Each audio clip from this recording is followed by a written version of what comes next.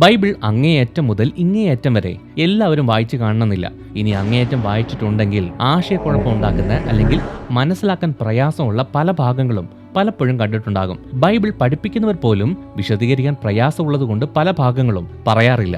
ഈ വാക്യങ്ങൾ മനസ്സിലാക്കാൻ വളരെ പ്രയാസമാണെന്ന് തോന്നാം, പക്ഷേ ആ വാക്യങ്ങൾക്ക് മറഞ്ഞിരിക്കുന്ന അർത്ഥങ്ങളുണ്ട്. ഈ വീഡിയോയിൽ ബൈബിളിലെ ഏറ്റവും വിചിത്രമായ 10 കാര്യങ്ങളെക്കുറിച്ചും അതിന്റെ അർത്ഥം എന്താണ് എന്നതിനെക്കുറിച്ചും വിശദമായി നമുക്ക് നോക്കാം.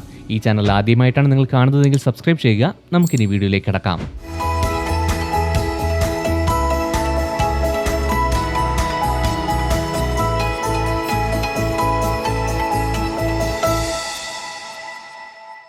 ആദ്യത്തേത്, ദൈവവുമായി സംസാരിക്കാൻ ഉപയോഗിച്ച കല്ലുകൾ. ബൈബിളിൽ ഊറീം, തുമ്മീം എന്നറിയപ്പെടുന്ന നിഗൂഢമായ കല്ലുകളെക്കുറിച്ച് പല സ്ഥലങ്ങളിലും പറയുന്നുണ്ട്. ഇത് മഹാപുരോഹിതന്റെ തുണിയിൽ സൂക്ഷിച്ചിരിക്കുന്ന കല്ലാണ്. മഹാപുരോഹിതന്റെ ഹൃദയത്തോട് ചേർത്താണ് വെച്ചിരുന്നത്. പുരോഹിതൻ വിശുദ്ധ മന്ദിരത്തിൽ കയറുന്നതിന് മുമ്പ് 12 കല്ലുള്ള ആ മാർഗവചത്തിന്റെ അകത്ത് ഈ കല്ലുകൾ വയ്ക്കണം.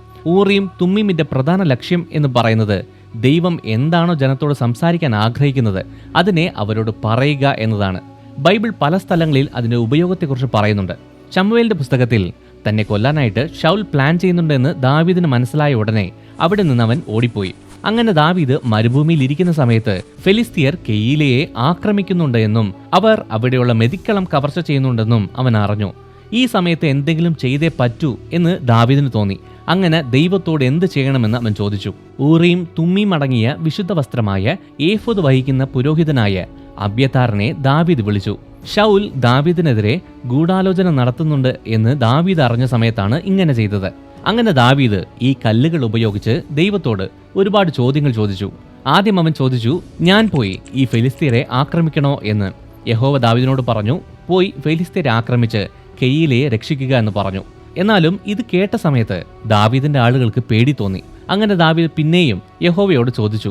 ദൈവം അവരെ നിന്റെ കയ്യിൽ ഏൽപ്പിച്ചു കഴിഞ്ഞു എന്ന് ഉറപ്പ് നൽകിയതിനു ശേഷം ദാവീദും അവന്റെ ആളുകളും കെയീലയിലേക്ക് പോയി ഫെലിസ്തീയർക്കെതിരെ യുദ്ധം ചെയ്ത് അതിലെ നിവാസികളെ രക്ഷിച്ചു. അതുമാത്രമല്ല, ദാവീദിനെ പിടിക്കാൻ വേണ്ടി ശൗൽ കെയീലയിലേക്ക് വരുന്നുണ്ട് എന്ന് അറിഞ്ഞപ്പോ ദാവീദ് പിന്നെയും ഊറീമും തുമ്മീമുമുള്ള ഏഫോദിലേക്ക് തിരിഞ്ഞു. ദാവീദ് ചോദിച്ചു, അങ്ങയുടെ ദാസൻ കേട്ടതുപോലെ ശൗൽ കെയീലയിലേക്ക് വരുമോ? യഹോവ മറുപടി പറഞ്ഞു, അതെ, അവൻ വരും. പിന്നെ ദാവീദ് ചോദിച്ചു, കെയീലയിലെ ജനങ്ങൾ എന്നെയും എന്റെ ആളുകളെയും ശൗലിന്റെ കയ്യിൽ ഏൽപ്പിക്കുമോ എന്ന്. യഹോവ മറുപടി പറഞ്ഞു, അവർ നിന്നെ ഒറ്റിക്കൊടുക്കും എന്ന്. അങ്ങനെ ദാവീദും അവന്റെ ആളുകളും ഊറീം, തുമ്മീം എന്ന് പറയുന്ന ഈ കല്ലുകൾ കാരണം ശൗലിന്റെ കയ്യിൽ നിന്ന് രക്ഷപ്പെട്ടു. എന്നാൽ ദാവീദിനെ പിന്തുടർന്ന ശൗൽ രാജാവ് പോലും ദൈവത്തിന്റെ മാർഗനിർദ്ദേശം ചോദിക്കാൻ വേണ്ടി ഈ കല്ലുകൾ ഉപയോഗിച്ചു എന്നതാണ്. അതിന്റെ ഫലം വളരെ ഞെട്ടിക്കുന്നതായിരുന്നു. രാജകീയ ഉത്തരവ് ലംഘിച്ചത് കൊണ്ട് തന്റെ സ്വന്തം മകനായ യോനഥാൻ കുറ്റക്കാരനാണ് എന്ന് ഈ കല്ലുകൾ പറഞ്ഞു. ഫെലിസ്തീയർക്കെതിരെ ഉണ്ടായ ഒരു വലിയ യുദ്ധസമയത്ത് ശൗൽ അവന്റെ സൈന്യത്തെ കൊണ്ട് ഒരു സത്യം ചെയ്യിച്ചു. ഇന്ന് സന്ധ്യയ്ക്ക് മുമ്പ് ഞാൻ എന്റെ ശത്രുക്കളോട് പ്രതികാരം ചെയ്യുന്നത് വരെ ഏതെങ്കിലും ഭക്ഷണം കഴിക്കുന്നവൻ ശപിക്കപ്പെട്ടവൻ എന്ന്. ഇത് യോനഥാൻ അറിയില്ലായിരുന്നു. അങ്ങനെ യുദ്ധം ചെയ്ത് തളർന്നുപോയ സമയത്ത് ഒരു സ്ഥലത്ത് കാട്ടുതേൻ ഇരിക്കുന്നത് അവൻ കണ്ടു. അവൻ ആ തേൻ കുടിച്ചു. അങ്ങനെ ശക്തി കിട്ടി പിന്നെ യുദ്ധം ചെയ്തു. അന്ന് രാത്രി ഫെലിസ്തീയരെ പിന്നെയും തുടരണോ വേണ്ടയോ എന്ന് ശൗൽ ഊറീം, തുമ്മീം വഴി ദൈവത്തോട് ഉപദേശം ചോദിച്ചു.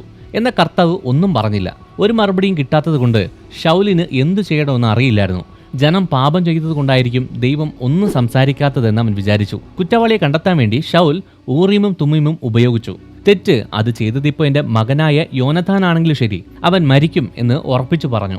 എന്നിട്ട് ദൈവത്തോട് പറഞ്ഞു, ഞാനോ യോനഥാനോ ആണ് തെറ്റ് ചെയ്തതെങ്കിൽ ഊറീമിലൂടെ പറയണം, ഇസ്രായേൽ ജനമാണെങ്കിൽ തുമ്മീമിലൂടെ പറയണമെന്ന് ചോദിച്ചു. അങ്ങനെ ശൗലിന്റെ കുടുംബമാണ് തെറ്റ് ചെയ്തതെന്ന് ആ കല്ല് വെളിപ്പെടുത്തി. ശേഷം ശൗലിനും യോനഥാനും ഇടയിൽ ചീട്ടിട്ടു. ചീട്ട് യോനഥാന്റെ മേൽ വീണു. യോനഥാൻ അറിയാതെ തേൻ കുടിച്ചുവെന്നും അങ്ങനെ അബദ്ധവശാൽ ഈ തെറ്റ് ചെയ്തു എന്നും തെളിഞ്ഞു. അങ്ങനെ ശൗൽ തന്റെ മകനെ കൊല്ലാനായിട്ട് കൽപ്പിച്ചു. എന്നാൽ യോനഥാന്റെ ധൈര്യവും അന്ന് അവൻ കാരണമാണ് ഇസ്രായേലിന് വിജയമുണ്ടായതെന്ന് മനസ്സിലാക്കിയ ജനം അവനു വേണ്ടി വാദിച്ചു.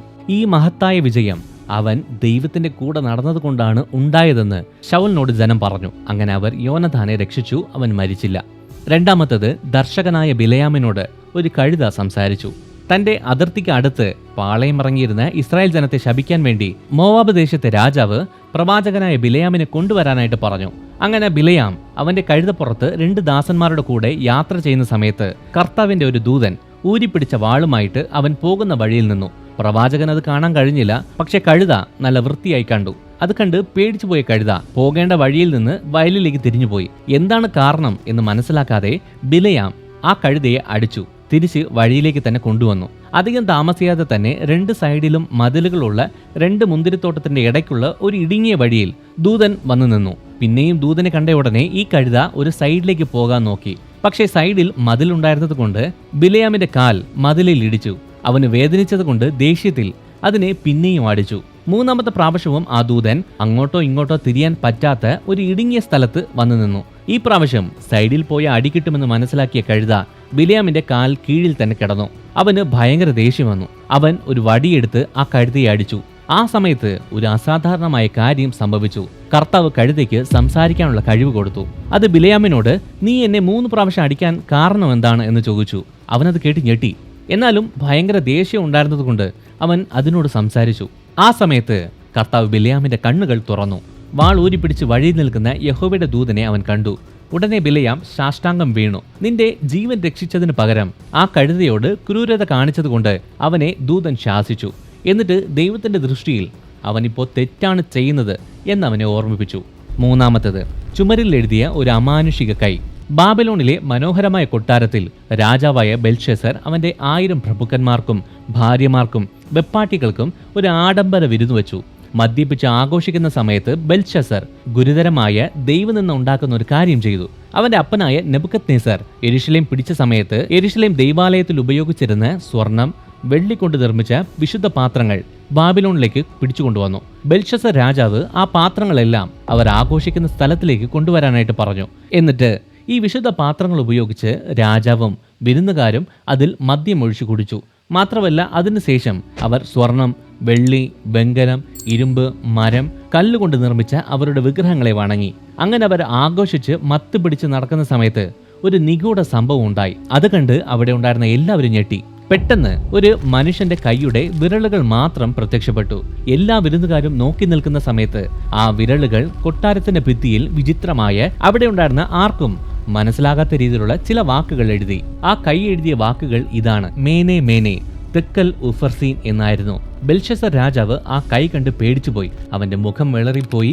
അവൻ അരയിൽ കെട്ടിയിരുന്ന കെട്ടുപോലും അവൻ അറിയാതെ അഴിഞ്ഞു. അവന്റെ കാൽമുട്ടുകൾ തമ്മിൽ കൂട്ടിയിടിക്കാൻ തുടങ്ങി. ശേഷം എന്ത് ചെയ്യണം എന്നറിയാതെ രാജാവ് തന്റെ രാജ്യത്തുണ്ടായിരുന്ന എല്ലാ ജ്ഞാനികളെയും മന്ത്രവാദികളെയും പ്രശ്നം വയ്ക്കുന്നവരെയും ജ്യോതിഷികളെയും വിളിച്ചുകൂട്ടി.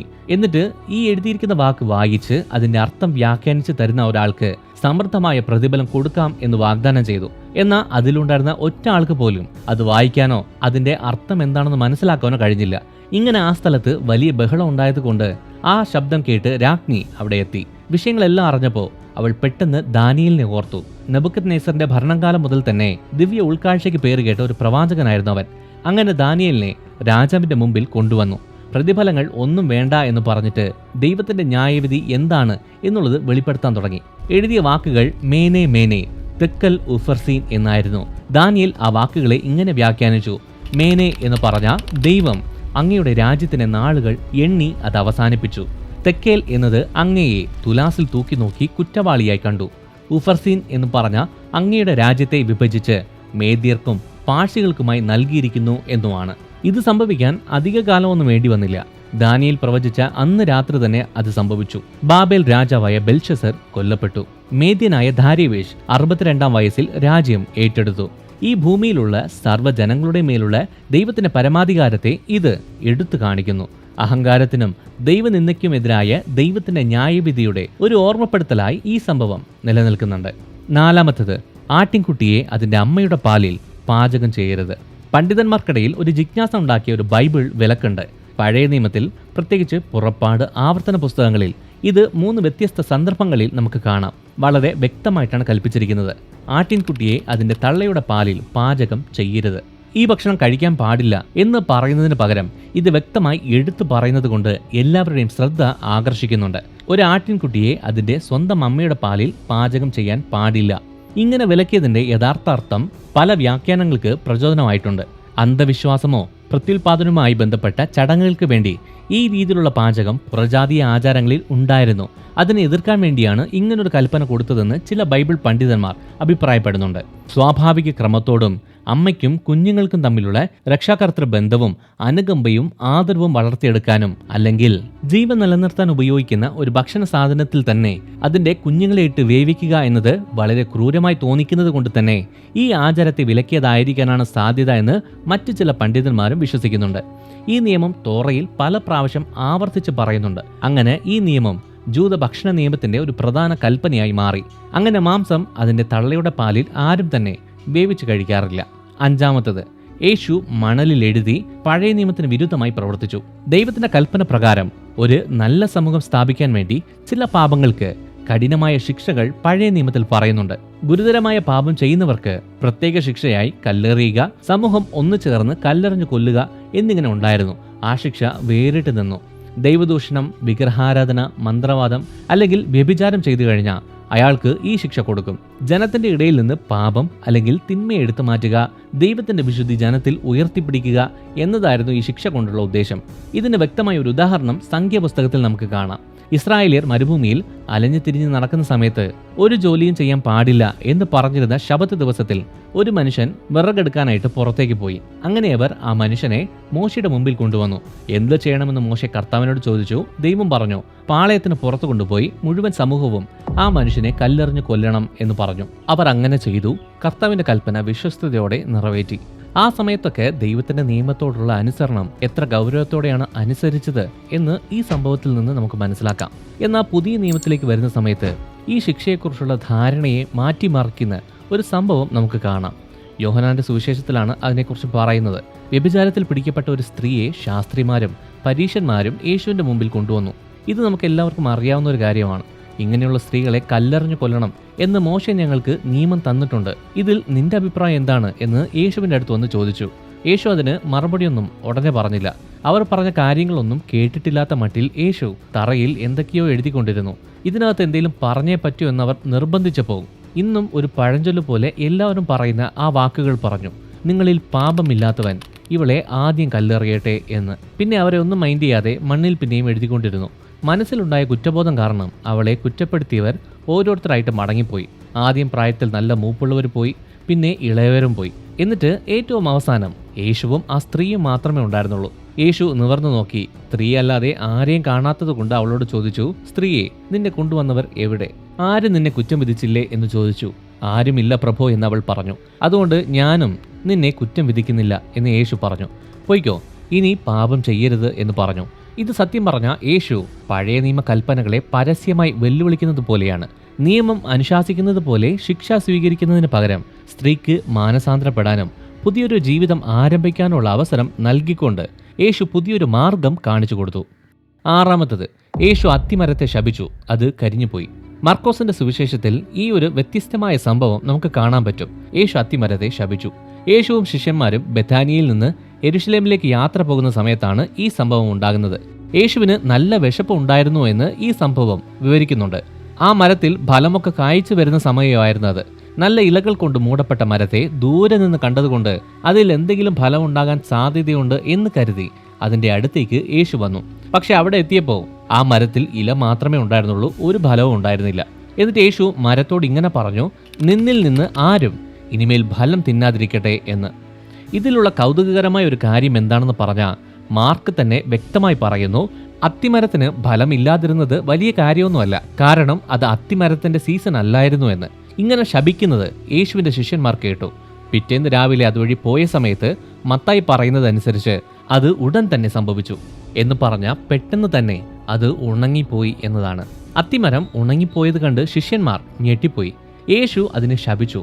പക്ഷേ സുവിശേഷം തന്നെ എടുത്തു പറയുന്നു അത് അത്തിപ്പഴത്തിന്റെ കാലം അല്ലായിരുന്നു എന്ന്. ഇങ്ങനെ പറയുന്നത് കൊണ്ട് പല വായനക്കാർക്കും ആശയക്കുഴപ്പമുണ്ടായി. അത് കാരണം പലതരത്തിലുള്ള വ്യാഖ്യാനങ്ങളും ഉണ്ടായിട്ടുണ്ട്. സത്യം പറഞ്ഞാൽ ഇത് വിശപ്പ് സഹിക്കാൻ വയ്യാഞ്ഞിട്ട് പോയി ശപിച്ചതല്ല, മറിച്ച് ആഴമേറിയ അർത്ഥം ഇതിനകത്തുണ്ട്. പഴയ നിയമത്തിൽ അത്തിമരം എന്ന് പറഞ്ഞു കഴിഞ്ഞാൽ അത് ഇസ്രായേൽ ജനത്തെയാണ് കാണിക്കുന്നത് എന്ന് പണ്ഡിതന്മാരും ദൈവശാസ്ത്രജ്ഞരും പലപ്പോഴും ഊന്നി പറയാറുണ്ട്.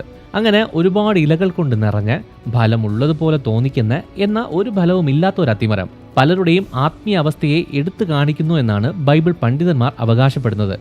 എന്ന് പറഞ്ഞാൽ യേശുവിന്റെ കാലത്തെ ഇസ്രായേലിന്റെ അവസ്ഥ, പ്രത്യേകിച്ച് അതിന്റെ മത നേതൃത്വത്തിന്റെ അവസ്ഥയാണ് കാണിക്കുന്നത്. ദൈവത്തെക്കുറിച്ചുള്ള ഭക്തിയും എരിവും വിശ്വാസവും പുറത്ത് ഭയങ്കരമായിട്ട് കാണിക്കുന്നു. എന്നാൽ സത്യത്തിൽ ഒരു ആത്മീയ ഫലവും ഉണ്ടായിരുന്നില്ല.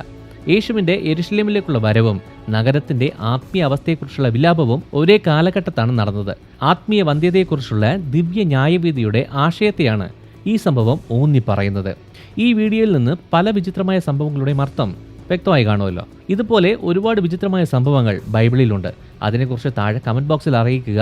വ്യത്യസ്തമായ പോയിന്റുകളെക്കുറിച്ച് നമുക്ക് വരുന്ന വീഡിയോയിൽ നോക്കാം. ഈ വീഡിയോ ഇഷ്ടമായ ലൈക്ക് ചെയ്യുക, ഈ ചാനൽ സബ്സ്ക്രൈബ് ചെയ്യുക. നിങ്ങൾ ദൈവത്താൽ അനുഗ്രഹിക്കപ്പെട്ടവർ.